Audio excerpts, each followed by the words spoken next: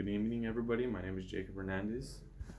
This is my speech on charter schools and their lack of accountability. So, how many of us have ever had an issue with a school that we went to growing up? Let's see, one, two. Oh, I also have had issues going to about a school that I went to growing up. These issues could be anything. They could be lunch food being bad. They could be toilets being dirty and unclean, so you can't use it. It could be even more extreme cases like teachers bullying and picking on students. Just numerous issues that seem to be countless. But the good thing about that though is that you can complain about it, as my mom would say. What I mean by complain is you could bring forth the issue to whoever is accountable for those. And by accountable, I mean who's responsible for these.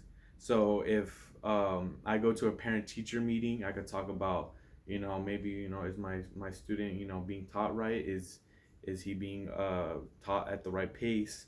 You could bring it to a principal to talk about a teacher bullying another student. You could even go to a city hall meeting or a board meeting to talk about a bigger issue concerning maybe budget. So that's the good thing about the public school system is that somebody has accountability and you can talk to them about it. Now, what if I told you that there's a school that doesn't have to listen? They don't need to listen to your issues, and they could tell you, "Hey, pack your bags and get out of here because we don't want you." This is a charter school. Now, a charter school is a publicly funded, privately founded school that differs from a regular school. While they have different curriculum, different guidelines and methods that are very different from a regular school, they are controlled by themselves. And when I say that they're different from a regular school, I mean they pretty much have no accountability regarding to they don't have to worry about the consequences and risks of policies that they enact. So let me explain to you why I have credibility. Well, after hearing about this issue on NPR, I decided to ask my friends that went to a charter school right across the street from me, San Jose Charter School. I asked them like, hey, like, what were your experiences? And how were the teachers? How were the administrators? And after them telling me like, oh, how it was, like I exchanged stories and things that happened to me at public school, and then we're like, wow, like they're pretty vastly, they're vastly different, So I decided to do more research, and I found a lot of things, and I realized that the charter schools, you know, they should be kept to this the standard of regular schools. So before I get into it, let me explain to you what exactly a charter school is. So a charter school is a publicly funded, privately founded, and remember those four words: publicly funded, privately founded school that sets their own guidelines for everything. As I said before, they could create their own curriculum. What to teach to students. They could create their own teaching methods. They don't have to listen to government or state sanctioned teaching methods that say, hey, you teach them this like this, make them take notes. They could create their own absurd or even just normal ways of teaching. Uh, you know, Hiring guidelines. They could say, hey, this teacher needs to be teaching for 5 years before they could get hired here. Or in some states, they're not even required to have a degree. They could hire them on the spot. And also testing requirements. They could say, hey, you need to score 80 this percentage on this subject in order to stay in this, or you will get kicked out. This these can vary. These give teachers control. They could say, hey, let's try 10 people in my class. You see if I get better results. Let me get a better connection to the students.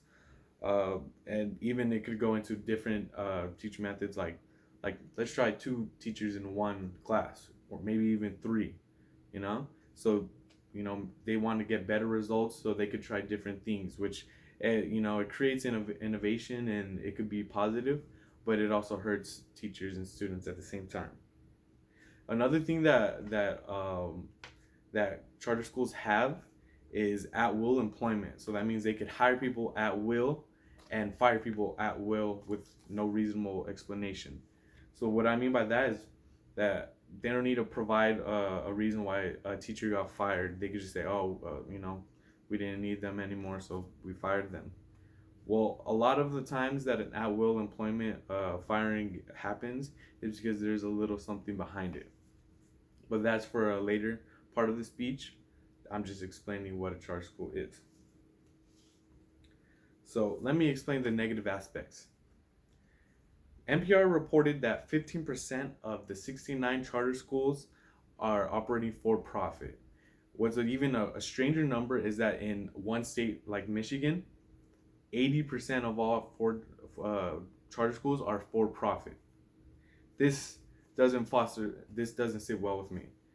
Now that these schools are for profit, it brings in a competitive setting to a school where uh, money is master and students are just have prices above their head, so that they're driven for profit instead of their sole goal being academic proficiency.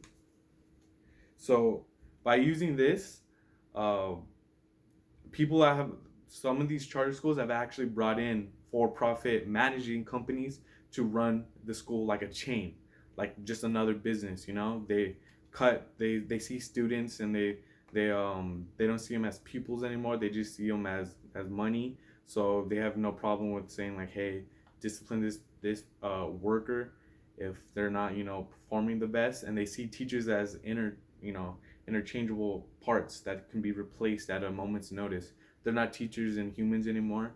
If a teacher's not performing well and their students are doing bad, just take them out real quick, fire them, bring in a better one. If that one's not working, just replace. So students and teachers are just links in a gear. So for me to hear that and for me to research that, I don't think it's right, because these people have lives and futures, and we should be fostering them for have a good life and future ahead of them, and they shouldn't just be seen as just dollar signs. Another negative aspect of charter schools is the lack of guidelines and regulations that that help the charter schools uh, enforce and institute unfair policies. Uh, Actually, one of these policies is one of the policies or background policies that's been seen is that out of UCLA conducted a study where 1,093 schools, charter schools, uh, they found out that students with disabilities have a 10% higher chance of getting suspended, and that they were suspended than students without disabilities. So students with disabilities are getting targeted with punishment for their actions, and instead of schools being the grounds where they get help and they learn and they get taught, and so that they could have a better livelihood, they're actively getting targeted just so that the school can make more money. Another thing is that 18.4% of the charter schools had teacher turnover, which is higher than the 15.7% that's on the national average for regular schools. So this means that our teachers are quitting or getting fired because they can't handle it from administrative pressure, larger workload, and just pressure to perform better under guidelines that aren't achievable. So now that I explained to you the main two things that are wrong with the charter school system, let me offer some solutions to you. So one of my solutions was to actually ban for-profit schools and for-profit management companies from running the schools. I think once you eliminate, uh, the entrepreneurs and money making machines that are behind the scenes trying to just get another buck, I believe that it'll foster, academic proficiency and have that spirit of teachers and administrators wanting to help people, wanting to help students. So I believe that it'll help in the long run.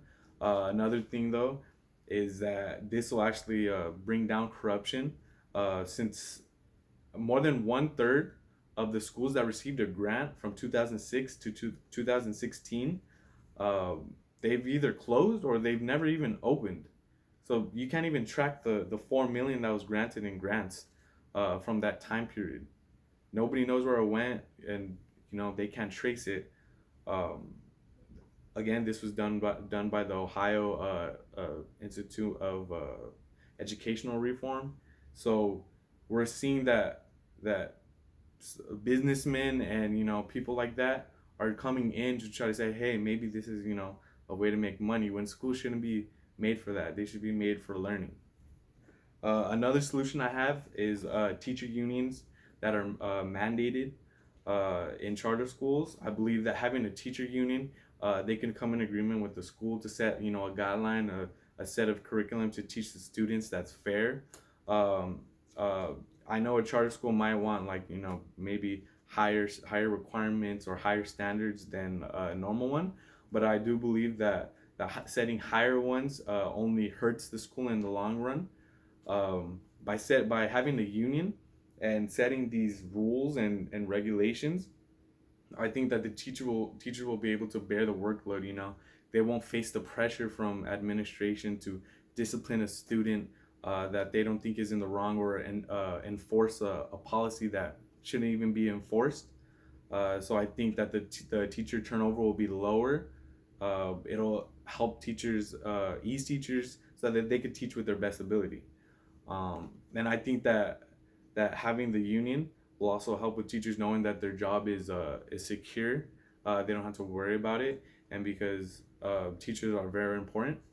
So when I bring it all together, I see that charter schools do, they're supposed to be a good thing, and they do have a benefit to them, with the flexibility of teaching different things and with different methods. But I think it was ruined by the no guidelines, no accountability, just free roam.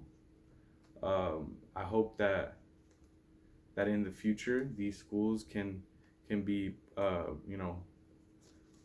positive, and I hope that you realize that I'm not trying to convince you that charter schools are evil. I just want to show that public schools are accountable because of these reasons. So charter schools could be accountable as well.